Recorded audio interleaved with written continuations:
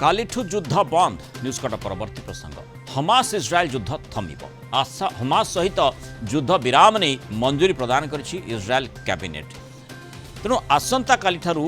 युद्ध विराम लागू होगापी स्थिर होइछि बुझामणा सपक्ष में इज्राएल 24 जन मंत्री बाहरी बेले यह 8 जन विरोध करते बुझामणा अनुसार इज्राएल अपहृत 33 बंधकों हमास मुक्त कर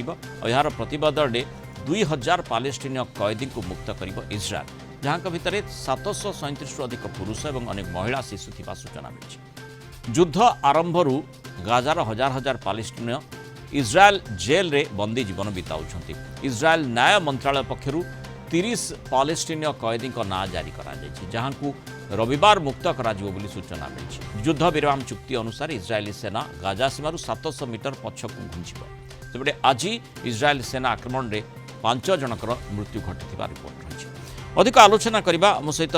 प्रतिरक्षा विशेषज्ञ ब्रिगेडियर अभिमन्यु राउत जोड़ी ब्रिगेडियर राउत स्वागत करबा आलोचना को समस्त अपेक्षा निश्चय युद्ध केबे बंद रहिबो ताकू नै बहु प्रकार विभिन्न प्रकार आलोचना प्रत्यालोचना चाप मध्य विभिन्न दृष्टि पड़ी इज्राएल उपर पड़ी सेपटे गाजा रे हमास उपर मध्य पड़ी तेणु घटनाक्रम मध्य हमास ए प्रकार आवश्यकता अनुभव करने कथा चर्चा होउछि किंतु समस्त जो अपेक्षा रही युद्ध विरति आसंता काली ठारू युद्ध विरति हम किंतु जेतेबेले गोटे चुक्ति हेउछि बा सीजफायर कथा चर्चा भितर आसूची ताकू सनंद मिलूची तुरंत कहीं लागू करा जाऊ नाही जेमती रिपोर्ट आसूची जे 5 जनकर मृत्यु वर्तमान इज्राएल रो जो माने आईडीएफ अटैक रे होइछि बोली देखंतु ए जो युद्ध विराम रो जो बुझामणा होउछि या बहुत गुडे कष्ट माने कष्टकर गोटे बुझामणा होउछि आर सपक्ष नेत्यान हो प्रधानमंत्री हो अन्य मंत्रिमंडल एमान सपक्ष नहांती आर विरुद्ध रे केवल मंत्री और पार्लियामेंट नहांती बरं साधारण जनता जो माने युद्ध रे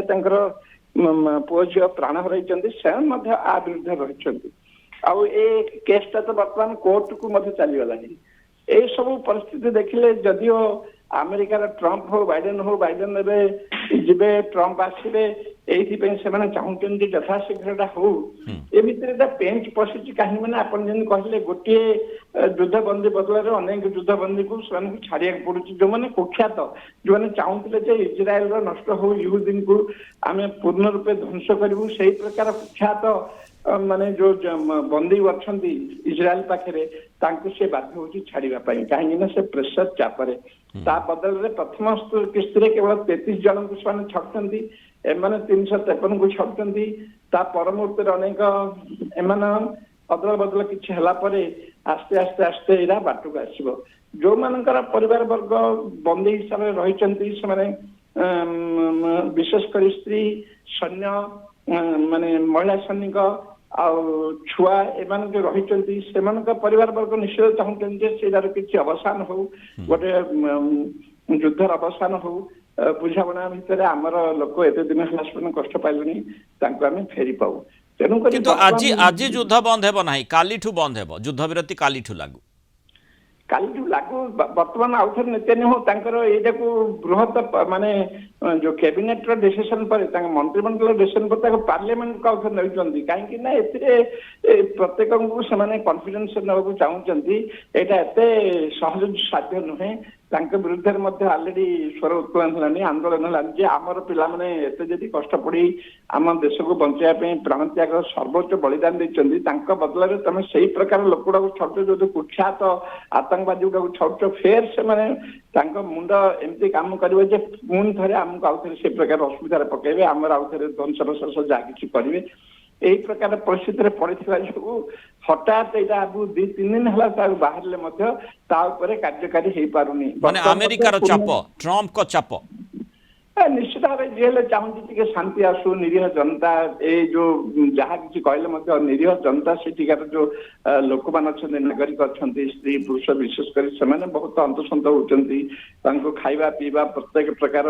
माने जिनस पाखे पहुंची पार निश्चित भाव से जहाँ चाहते यथाशीघ्र जदि गोटे अवसान हो युद्ध विरति हो समस्त गोटे चाप रही किंतु यही परिप्रेक्षी चारिआड़ को माने दृष्टि दे सब मैंने कहते गरम क्षीर फुंगी फुंगी पिंदी सेमती ये काले आमर माने इस्राएल मुख- उपरे सिना माने चाप पड़ुछि किंतु हमास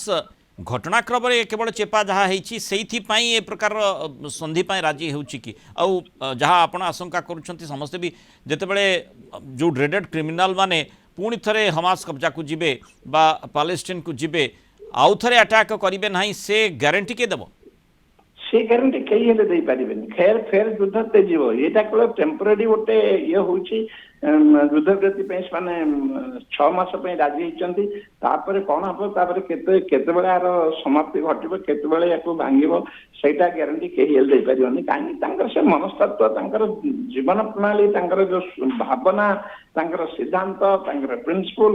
ଅତ୍ୟନ୍ତ ନିଷ୍ଠୁରତାର ସହିତ ମାନବ ଧର୍ମ ବିରୋଧୀ ତାଙ୍କର ବିଚାର। ତେଣୁକରି ଆପଣ ଯେମିତି କହିଲେ ସେମାନେ ଆଉଥରେ ଗଲେ ସେ କାମ କରିବେନି। ସେଇଥିପାଇଁ ମାନେ ବହୁତ ସତର୍କତା ସହିତ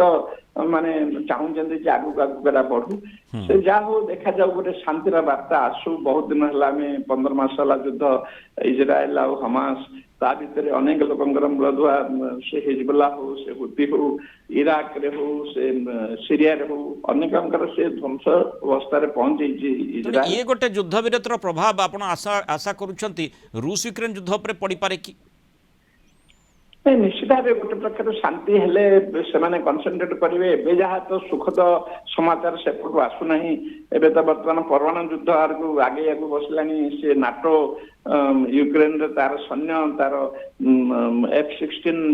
ଉଡ଼ାଜାହାଜ ସବୁ ଦେବାକୁ ପ୍ରସ୍ତୁତ ହେଇ ଆସିଲାଣି। କିନ୍ତୁ ଏଇଟା ଗୋଟେ ଶାନ୍ତି ହେଲେ ଆଶା କରାଯାଉଛି ତାର କିଛି ନା କିଛି ପ୍ରଭାବ ସେଇଠି ହେଲେ ପଡିବ, ୟୁକ୍ରେନ ଉପରେ ମଧ୍ୟ ଆଉ ୟୁରୋପ ଉପରେ ମଧ୍ୟ ପଡିପାରେ ବୋଲି ଗୋଟେ ଆଶା କରାଯାଉଛି। ବହୁତ ବହୁତ ଧନ୍ୟବାଦ ବ୍ରିଗେଡିୟର ଅଭିମନ୍ୟୁ ରାଉତ ଧନ୍ୟବାଦ। ଆଲୋଚନା ରହିଥିବାରୁ ମତାମତ ରଖିଥିବାରୁ।